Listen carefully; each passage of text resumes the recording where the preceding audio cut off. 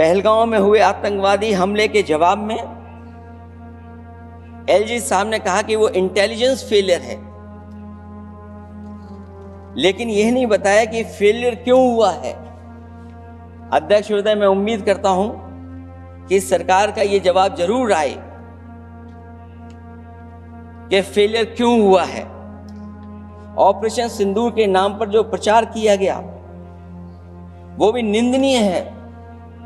सच तो यह है कि ऑपरेशन सिंदूर का होना ही सरकार की विफलता का प्रतीक है कि खतरों के बीच मेरी रक्षा करने वाला कोई वहां क्यों नहीं था।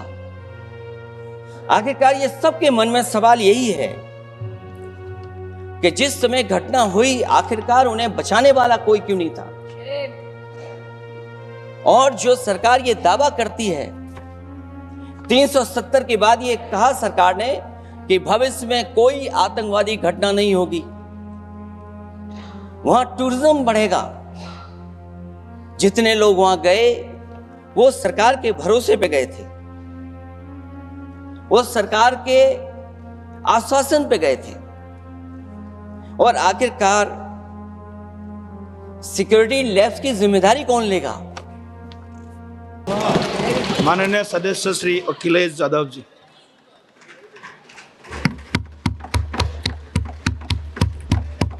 माननीय सभापति जी, अभी बोलूंगा मैं। माननीय, मैं बताऊंगा, मैं उस पर ही बोलूंगा। माननीय सभापति, मैं धन्यवाद देता हूं आपको कि आपने मुझे बहुत महत्वपूर्ण विषय पे बोलने का मुझे मौका दिया। अभी मैं तमिलनाडु के डीएमके की माननीय सदस्य कानिमोझी जी को मैं सुन रहा था और उन्होंने मैं उनको धन्यवाद देता हूं कि कई महत्वपूर्ण बातें उन्होंने रखी और अभी भी उनको अपनी अच्छी बातों के लिए बधाई मिल रही है। हमें खुशी है इस बात की कि विपक्ष में जो लोग हैं उनको बधाई मिल रही है, लेकिन सत्ता पक्ष के लोग जब बोल के जा रहे हैं तो उनके सदस्य भी उन्हें बधाई नहीं दे रहा कोई। अध्यक्ष महोदय, मैं धन्यवाद देता हूं आपका भी। और क्योंकि मैं उनकी बात सुन रहा था, उनकी बात सुनने से मुझे कुछ याद आया। मैं ये कहना चाहता हूं 2 लाइनों में कि मैं दुनिया को मनाने में लगा हूं। अध्यक्ष महोदय, मैं भारतीय जनता पार्टी के लिए बता रहा हूं ये लाइनें कि मैं दुनिया को मनाने में लगा हूं, मेरा घर मुझसे रूठा जा रहा है।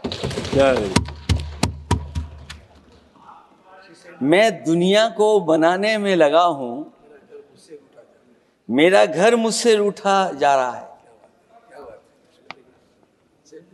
अध्यक्ष महोदय, बात शुरू करने से पहले मैं सबसे पहले भारत की सेना, उसका आभार, उसका धन्यवाद देना चाहता हूं। दुनिया में साहसी फौजों में गिनती अगर होती है तो हमारी भारत की सेना सबसे आगे दिखाई देगी। उनके पराक्रम पर, उनकी वीरता पर, उनके अदम्य शौर्य पर हमें सबको गर्व है। कोई ऐसा भारतीय नहीं होगा जिसको गर्व ना हो। हमें अपनी फौज पर गर्व है और हमें इस बात के लिए भी गर्व है कि जब सेना ने अपना ऑपरेशन शुरू किया तो पाकिस्तान के जितने भी टेररिस्ट कैंप थे उन पर अटैक किया गया। न केवल पाकिस्तानी कैंपों को नष्ट किया गया, बल्कि पाकिस्तानी जो एयरबेस हैं उन तक पहुंच गए, उनको भी नष्ट किया, ध्वस्त किया। और जब हमारी फौज पाकिस्तान को हमेशा हमेशा के लिए एक पाठ पढ़ा सकती थी, एक एक ऐसा संदेश जाता कि भविष्य में पाकिस्तान कभी ये हिम्मत नहीं जुटा पाता। और ऐसा भी लगा हम लोगों को, क्योंकि अध्यक्ष महोदय, जब हम बड़े बड़े राष्ट्रीय चैनलों को देखते हैं तो उन चैनलों से ये लग रहा था कि कराची हमारा हो गया है, लाहौर हमारा हो गया है। किसी चैनल ने किसी को ये भी बताया कि हमने उनको पकड़ भी लिया है। जो कमेंट्री, जो विजुअल्स थे, वो ऐसा लग रहा था कि अध्यक्ष महोदय अब पीओके हमारा हो जाएगा। हालांकि सरकार के इंजनों को मैं टकराता हुआ देखता हूं। हो सकता है ये मेरा भ्रम हो, लेकिन पीओके के मामले में सभी इंजन हमें एक दिखाई देते हैं।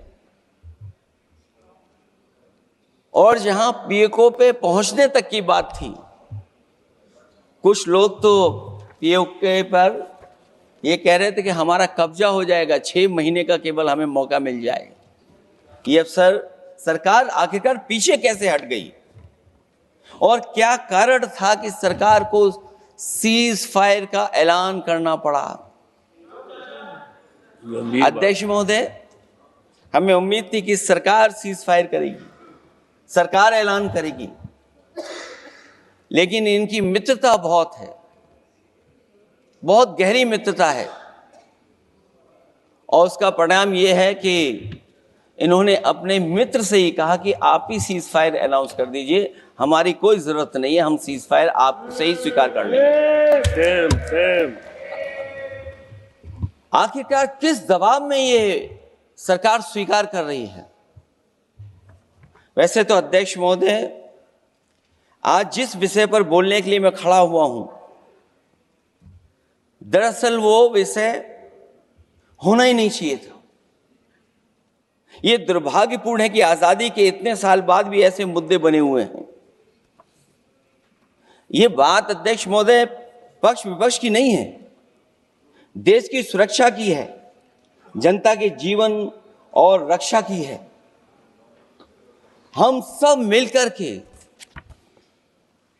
कोई ऐसी नीति रणनीति बनाते क्यों नहीं है जिससे सीमाएं हमेशा हमेशा शांत रहें। लेकिन पहलगांव की घटना ने साबित कर दिया है कि लापरवाही देशवासियों की जान ले सकती है। और अभी जब मैं सुन रहा था और बहुत ही उत्तेजित भाषा में जब जवाब मिल रहा था, उत्तेजित भाषा इसीलिए बोल रहे हैं कि जनता सम्मोहित हो जाए, जनता स्वीकार करने लगे। लेकिन सच्चाई ये नहीं है। आप कितना भी उत्तेजित बोलें, देश की जनता समझ रही है। ये सही है कि जनता के इमोशंस का लाभ आप उठा रहे हैं शासन करने के लिए। जनता का इमोशन का लाभ उठाती है सरकार। मुझे याद है कि जिस दिन पहलगाम हमला हुआ, उस दिन वहां का हर पर्यटक पूछ रहा था, जो पर्यटक पूछ रहे थे कि खतरों के बीच मेरी रक्षा करने वाला कोई वहां क्यों नहीं था। आखिरकार ये सबके मन में सवाल यही है कि जिस समय घटना हुई, आखिरकार उन्हें बचाने वाला कोई क्यों नहीं था। और जो सरकार ये दावा करती है, 370 के बाद ये कहा सरकार ने कि भविष्य में कोई आतंकवादी घटना नहीं होगी, वहां टूरिज्म बढ़ेगा। जितने लोग वहां गए वो सरकार के भरोसे पे गए थे, वो सरकार के आश्वासन पे गए थे। और आखिरकार सिक्योरिटी लैब्स की जिम्मेदारी कौन लेगा? अध्यक्ष महोदय, सबसे बड़ा सवाल यही है कि सिक्योरिटी लैब्स का रिस्पॉन्सिबल कौन होगा, वो जिम्मेदारी कौन लेगा। और ये जो पहलगांव की घटना हमारे इंटेलिजेंस फेलियर की वजह से है। उन्हें मैदान को खुला छोड़ दिया। वो सरकार जानती होगी कि कितना समय लगा होगा फोर्सेस को आने में। आखिरकार वो जिम्मेदारी किसकी है। और फिर सरकार को ये जरूर बताना चाहिए कि सरकार क्या क्या कदम उठा रही है कि भविष्य में ऐसी घटना ना हो। क्योंकि पहलगांव से पहले पुलवामा भी हुई, और पुलवामा में भी यही बात रखी गई थी कि इंटेलिजेंस फेलियर है। उस समय भी किसकी जिम्मेदारी थी इंटेलिजेंस फेलियर की, किसी को नहीं पता।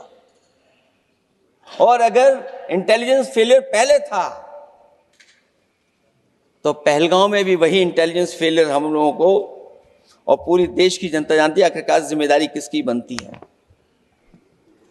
जो लोग बड़ी बड़ी बातें कर करके चले गए, कम से कम देश के सामने एक सबसे महत्वपूर्ण सवाल, उसका जवाब सरकार की तरफ से आना चाहिए। क्योंकि हमारी सीमा पर जो सुरक्षा है, जो रक्षा करने वाले हमारे सेना के लोग हैं, वो हमारी सीमाएं सुरक्षित रखते हैं। लेकिन हमारे भारत का क्षेत्रफल क्या है, और सरकार को कम से कम ये जानकारी देनी चाहिए सदन को, देश की जनता को, कि जिस समय सरकार में ये भारतीय जनता पार्टी आई है और आज जब हम सदन में चर्चा कर रहे हैं तो हमारे भारत का क्षेत्रफल क्या है, कम से कम क्षेत्रफल पता होना चाहिए। क्योंकि जब हम सवाल पूछते हैं, और जो सवाल पर्यटक पूछ रहे थे कि कुछ ऐसे लोगों को सरकार की ओर से चारों तरफ से चाक चौबंद सुरक्षा घेरा क्यों दिया जाता है, वो जो बाद में ठग साबित होते हैं, जो हमारी रक्षा क्यों नहीं की गई। पहलगांव के दूसरे दिन की जिस तरह की राजनीतिक कार्टून, क्योंकि जिस तरह का लाभ लेना चाहते हैं भारतीय जनता पार्टी के लोग, हम सब ने देखा कि पहलगांव के दूसरे दिन ही जिस तरह का राजनीतिक कार्टून भाजपा के ऑफिशियल हैंडल से पब्लिश किया गया और हमारे द्वारा घोर आपत्ति किए जाने पर हटाया गया, उसने साबित कर दिया कि भाजपा के लोग भी जानते हैं कि दुख की इस घड़ी में उन्होंने देश की भावनाओं के साथ बेहद शर्मनाक खिलवाड़ किया है। भाजपा बताए कि ऐसे संवेदनहीन लोगों के खिलाफ उन्होंने क्या कार्रवाई की है। ये अति गंभीर प्रश्न है कि जिन्होंने अपनों को खोया है उन पर दबाव डाल करके बयान भले बदलवा दिए जाएं, लेकिन भाजपा याद रखें, बयान बदलवाने से सच नहीं बदल जाता है। पहलगांव के शहीद सैनिक की पत्नी द्वारा देश हित में शांति और सौहार्द की अपील करने पर उनसे जिस तरह का दुर्व्यवहार और उपशब्द कहे गए, उससे हर महिला और सच्चा देश प्रेमी बहुत दुखी है, आहत और शर्मिंदा हुआ है। ये सब जानते हैं कि किन लोगों की हरकत थी। इस संदर्भ में और परिप्रेक्ष्य में हमने महिला आयोग को पुरजोर अपील की थी कि वो नारी की गरिमा के विरुद्ध गलत बयानी करने वालों के खिलाफ केवल शाब्दिक औपचारिकताएं न निभाएं और बल्कि सही से कार्रवाई करें, लेकिन उस पर भी कुछ नहीं किया सरकार ने। पहलगाम की पीड़ित महिलाओं के बारे में कहे गए बयान के लिए निंदनीय शब्द से निंदनीय शब्द तक को आपत्ति होगी। नारी वंदन की जगह नारी का अपमान, निंदा और हर संभव शोषण उत्पीड़न करना ही भाजपा का असली चेहरा है, जो बेहद शर्मनाक है। पहलगांव में हुए आतंकवादी हमले के जवाब में एलजी साहब ने कहा कि वो इंटेलिजेंस फेलियर है, लेकिन यह नहीं बताया कि फेलियर क्यों हुआ है। अध्यक्ष महोदय, मैं उम्मीद करता हूं कि सरकार का ये जवाब जरूर आए कि फेलियर क्यों हुआ है। ऑपरेशन सिंदूर के नाम पर जो प्रचार किया गया वो भी निंदनीय है। सच तो यह है कि ऑपरेशन सिंदूर का होना ही सरकार की विफलता का प्रतीक है। इससे बड़ी विफलता सरकार की कोई नहीं हो सकती कि अध्यक्ष महोदय हम और आप सब मिल करके बैठ करके सिंदूर ऑपरेशन पर बहस करें, चर्चा करें। ऑपरेशन सिंदूर के दौरान विदेशी लोगों ने दावा किया कि उन्होंने उसे रुकवाया है। ये बात कई बार माननीय सदस्यों की तरफ से आई है कि आखिरकार किसने रुकवाया। हमसे हमारी संप्रभुता खंडित हुई है। संप्रभुता ही स्वतंत्रता की सुनिश्चित करती है। इधर आजादी के अमृत काल का ढिंढोरा पीटा जा रहा है, उधर हमारी इंटीग्रिटी को चुनौती दी जा रही है। देश की विदेश नीति पूरी तरह फेल है।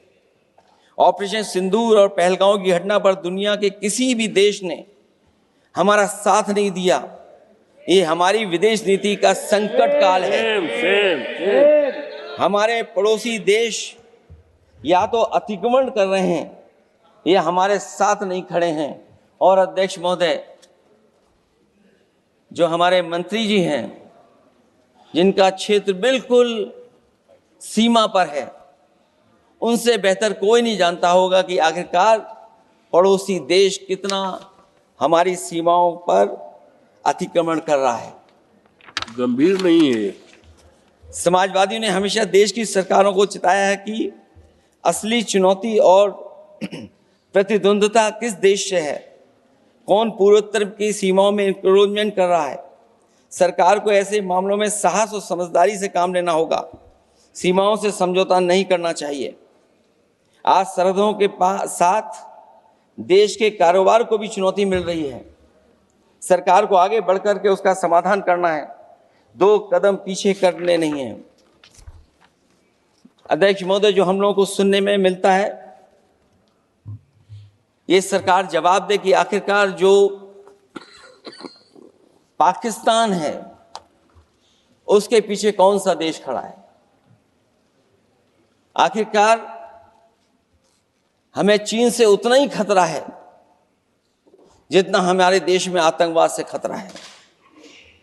सरकार की जो नीतियां हैं, सरकार के जो फैसले हैं, वो कहीं ना कहीं ऐसे हैं जो हमारा सीमाओं का अतिक्रमण कर रहा है, उसी की व्यापारिक गतिविधियों में मदद करने का काम करते हैं। सरकार को अपनी आर्थिक नीतियों के लिए गंभीरता से पुनर्विचार करना होगा। हमारा व्यापार कारोबार मजबूत होगा तो कोई हमें चुनौती नहीं दे पाएगा। बात केवल $1 ट्रिलियन की नहीं बल्कि देश की सुरक्षा और आत्मनिर्भरता की होनी चाहिए। एक तरफ स्वदेशी की नीति को इस प्रकार सरकार ने ताक पर फ्री ट्रेड की बात की है, तो दूसरी तरफ मैन्युफैक्चरिंग की जगह देश को ट्रेडर कंट्री बनाकर छोड़ दिया है। यही देश के बेरोजगारी की वजह भी है। ट्रेडर्स की मुनाफाखोरी और चंदा वसूली की वजह से महंगाई बढ़ रही है। आर्थिक मामलों में ये सरकार पूरी तरह फेल हो चुकी है। भ्रष्टाचार के कारण हर जगह सड़कें और पुल ध्वस्त हो रहे हैं, टंकियां गिर रही हैं और करप्शन जगह जगह लीक होकर के टपक रहा है। मैं ये जरूर कहना चाहूंगा इस समय पर कि कुल मिलाकर सरकार को अपनी राजनीतिक, आर्थिक और सामाजिक नीतियों के लिए एफआईआर जरूर करना चाहिए। सरकार को अपनी राजनीतिक, आर्थिक और सामाजिक नीतियों के लिए एफआईआर लाने की जरूरत है। वो हर बार ये कहकर नहीं बच सकती कि चूक हुई है, क्योंकि हर बार सरकार ये कोशिश करती है कि इन घटनाओं से बच जाएं हम, केवल चूक कह करके, केवल हमारी सीमाएं जो पाकिस्तान से जुड़ी हैं वहां तो आतंकवाद का हमेशा खतरा ही रहता है, लेकिन जो दूसरी सीमाएं हमारे देश की जुड़ी हुई हैं उनसे भी हमारे देश को लगातार खतरा बढ़ता चला रहा है। आज अपनी सीमा की स्थिति गलवान से पहले की स्थिति तक भी नहीं लौटी है। जो पहले स्थिति थी वहां ये सरकार नहीं पहुंच पाई है। वास्तविक में नियंत्रण रेखा के कई क्षेत्रों में महत्वपूर्ण बफर जोन जब भारतीय गश्ती के लिए उपलब्ध नहीं है तो पूर्वी लद्दाख में अतिरिक्त भारतीय तैनाती जारी है, जिससे सेना को सैनिकों की भारी कमी का सामना करना पड़ रहा है। हमें उम्मीद है कि जब इतने महत्वपूर्ण समय पर बहस हो रही है तो सरकार अपनी अग्निवीर वाली योजना को वापस लेने का काम करेगी, जिससे कम से कम सेना की कमी, हमें सेना को पूरी की पूरी सेना मिल सके। जनवरी में अपनी वार्षिक प्रेस वार्ता में जब सेना प्रमुख ने से ये पूछा गया तो उन्होंने जवाब डालते हुए कहा कि गश्ती से जुड़े फैसले अब स्थानीय कमांडरों पर छोड़ दिए गए हैं। जैसे भारत की सीमाओं की पवित्रता अब राजनीतिक नेतृत्व का नहीं बल्कि स्थानीय सेवा अधिकारियों का मामला रह गया है। इस पे भी सरकार को बहुत गंभीरता से सोचना पड़ेगा कि जहां लगातार हमारी सीमाओं का एनक्रोचमेंट हो रहा है। चीन ने भारतीय वाहन निर्माताओं के लिए आवश्यक दुर्लभ खनिजों की आपूर्ति रोक दी है। सुना है कि बुलेट ट्रेन प्रोजेक्ट के लिए सुरंग खोदने वाली मशीनें, डीएपी जैसे उर्वरक और यहां तक कि कई बड़ी कंपनियों की रणनीति के तहत उनकी सप्लाई रोकने का काम किया है। जहां हम एक तरफ आत्मनिर्भर का नारा दे रहे हैं, वहीं हम किस पर निर्भर होते चले जा रहे हैं, ये भी विचार करने का सवाल है।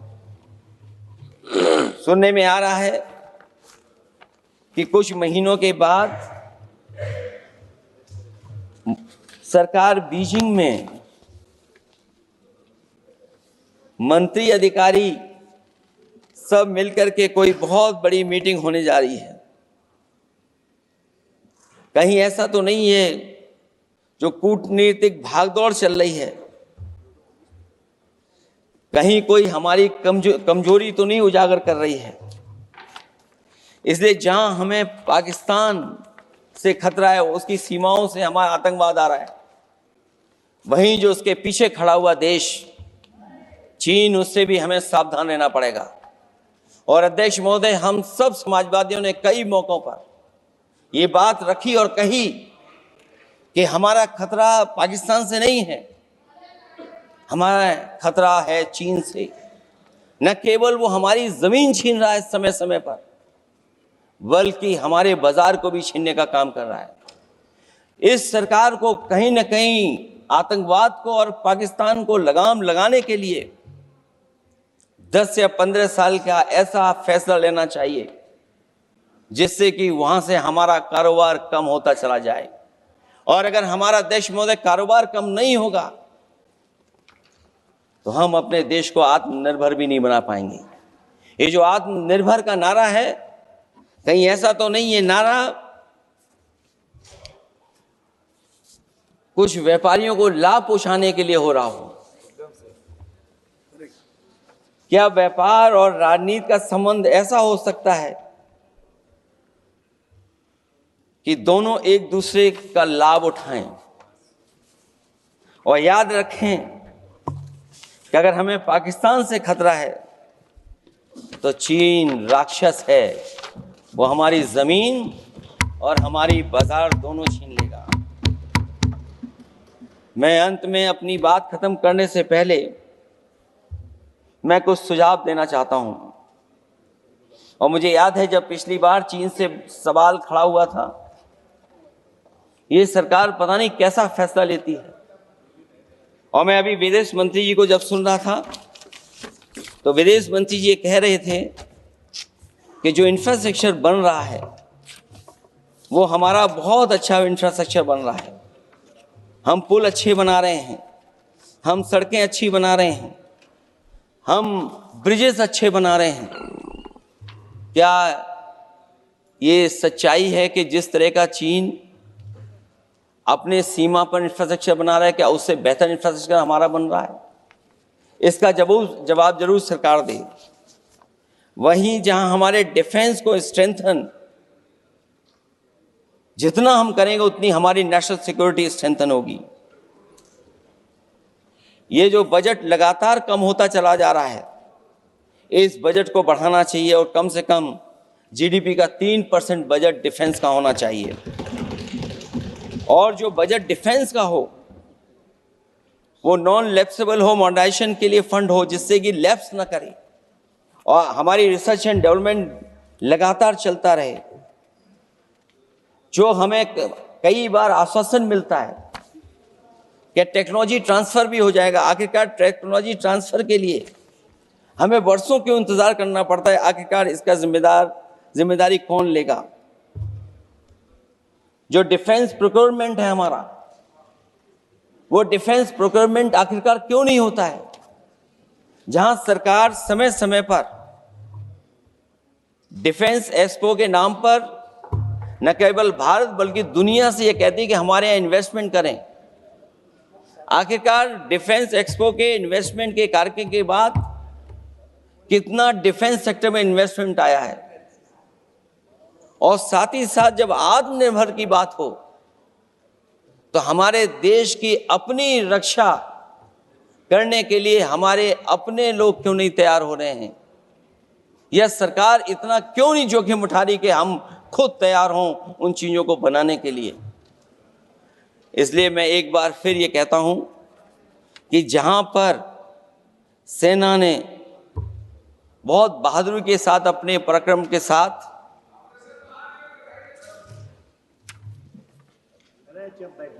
पराक्रम, वीरता और अदम्य शौर्य की जो उन्होंने परिचय दिया, उसके लिए फौज को मैं बधाई देता हूं। लेकिन अभी जब मैं सुन रहा था, ये जो अभी आतंकवादी मारे गए हैं, आतंकवादी मारे जाते हैं, हम सब पक्ष में हैं, लेकिन हर जगह राजनीतिक लाभ आखिरकार कौन उठा रहा है? क्योंकि मैं अपनी बात खत्म कर रहा था, अध्यक्ष महोदय ये पूछ रहे हैं कि आज महादेव ऑपरेशन पे मैं धन्यवाद क्यों नहीं दे रहा हूं। अध्यक्ष महोदय, जिस समय समर्थन की बात आई, पूरे देश के जितने भी राजनीतिक दल हैं वो आपके साथ थे। आखिरकार इनकाउंटर कल ही क्यों हुआ?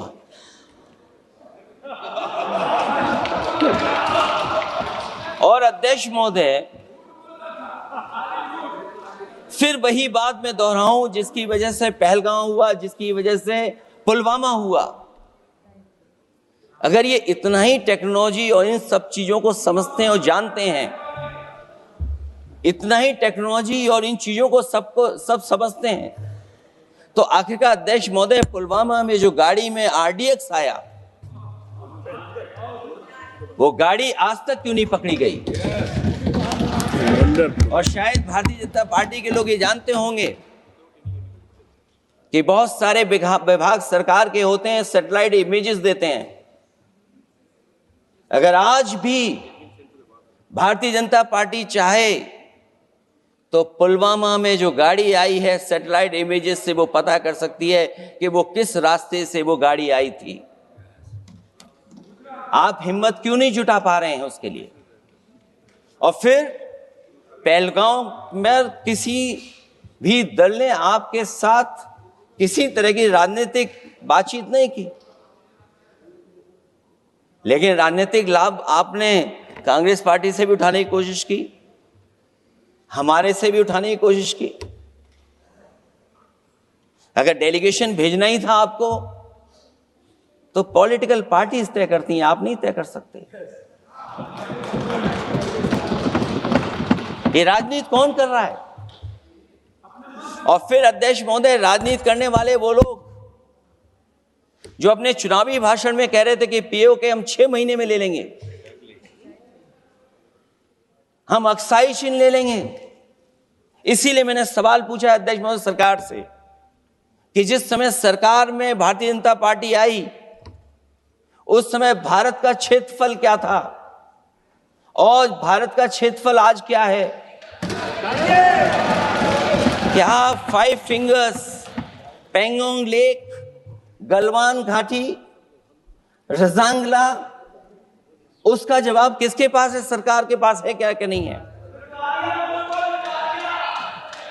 और मैं आज अध्यक्ष महोदय कहता हूं, हम वॉर के खिलाफ हैं, हम वॉर नहीं चाहते हैं, लेकिन सीमा पर शांति रहे, हमारा कोई इंक्रोचमेंट नहीं करे। झगड़ा मैं आज भी कहता हूं, ये लड़ाई आपको, जो लड़ाई हुई है वो पाकिस्तान से आप नहीं लड़े हैं। अध्यक्ष महोदय, आप कितना भी छिपना चाहोगे, छिपाना चाहोगे, कोई भी स्वीकार नहीं करेगा। ये जो लड़ाई लड़ी गई है, ये आपको चीन से लड़नी पड़ी थी। और जो समय आप बताते हैं कि इस समय से इस समय तक हमारी एयरफोर्स और हमारे लोगों ने हमला किया, टेररिस्ट लोगों के तमाम सेंटर्स को खत्म किया है, तो हमारे मन में भी एक इच्छा आती है कि हमारे सबसे बेहतरीन एयरक्राफ्ट, जो नींबू और मिर्च लगा करके जिनकी पूजा की गई थी, वो कितने उड़े थे? हम और सवाल नहीं पूछना चाहते हैं हम आपसे, मैं केवल इतना पूछना चाहता हूं कि जिन एयरक्राफ्टों को नींबू और मिर्च लगाकर के पूजा की गई थी, वो एयरक्राफ्ट कितने उड़े थे? हमें अपनी पूरी एयरफोर्स पे गर्व है। इतने बेहतरीन पायलट किसी के पास नहीं है जितने बेहतरीन पायलट हमारे पास हैं। और हम समाजवादी वो लोग हैं जिन्होंने ऐसा इंफ्रास्ट्रक्चर सड़कों का बनाया था कि अगर कभी इमरजेंसी हो तो आपका एयरक्राफ्ट वहां पर उतर जाएगा। और देश में पहली बार सुकोई, मिराज और हरकुलस अगर किसी ने सड़क पर उतारे थे तो वो समाजवादी पार्टी और हम लोगों ने सड़क पर उतारने का काम किया था। सही बात। और दूसरा, अध्यक्ष महोदय, मैं और जानकारी देना चाहता हूं, आपके देश के प्रधानमंत्री जी, जिस हमारे देश के नहीं, हमारे भी प्रधानमंत्री हैं, हमारे हैं बात खत्म हो रहा है। अध्यक्ष महोदय, मैं फिर बोलता हूं। अध्यक्ष महोदय, मैं तो आपको बहुत अच्छा मान रहा था कि आप ही मुझे बुलवा के गए थे। मैं फिर बोलता हूं, देखिए प्रधानमंत्री जी की लाइनें हैं ये वाली, मैं दुनिया को मनाने में लगा हूं, मेरा घर मुझसे रूठा जा रहा है। आखिरकार कौन रूठा हुआ है? इस देश में जो हमने देखा इतने दिनों में, प्रधानमंत्री जी डिफेंस मिनिस्टर का भी रोल प्ले कर रहे थे। इसलिए जिस सड़क पर हमारे देश के प्रधानमंत्री जी हरकुलस विमान से उतरे थे, वो हाईवे किसी ने डिजाइन किया था? तो समाजवादी लोगों ने डिजाइन किया था। यूपी में तो डिजाइन हो गया एक और, लेकिन देश में क्यों नहीं ऐसी सड़कें बन रही जहां पर इमरजेंसी के समय पर एयरफोर्स इसको इस्तेमाल कर सके?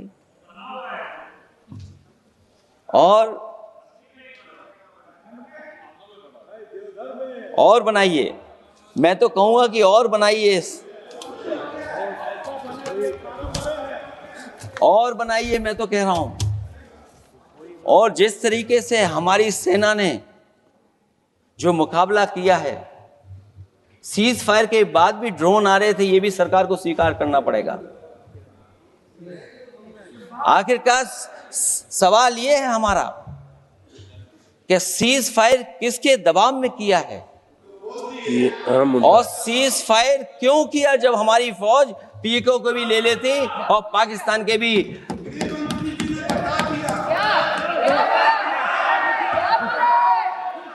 अध्यक्ष महोदय, सीज फायर आपके मंत्री जी ने नहीं किया। सीज फायर आपके मंत्री जी की तरफ से नहीं आया, क्योंकि हमारे मंत्री जी वो सोशल मीडिया को देखते नहीं हैं। सबसे पहले सोशल मीडिया पे बात आई थी, आपको 1 घंटे बाद किसी ने पढ़ के बताया होगा। इसलिए अध्यक्ष महोदय, मैं केवल इतना कहना चाहता हूं अपनी बात खत्म करते हुए, आखिरकार इंटेलिजेंस फेलियर की जिम्मेदारी किसकी है? हमारे भारत का क्षेत्रफल कितना 2014 में था और आज क्षेत्रफल क्या है? और लगातार इनकी सरकार में आतंकवादी घटनाएं क्यों हो रही हैं? और हमारे देश को खतरा पाकिस्तान से तो है ही है, लेकिन उससे ज्यादा खतरा हमारा चीन से है। आखिरकार चीन से मुकाबले के लिए आपकी तैयारी क्या है? मुझे उम्मीद है कि जब सिंदूर ऑपरेशन पर सरकार की तरफ से जवाब आए तो इन सवालों का जवाब आए। बहुत बहुत धन्यवाद आपका।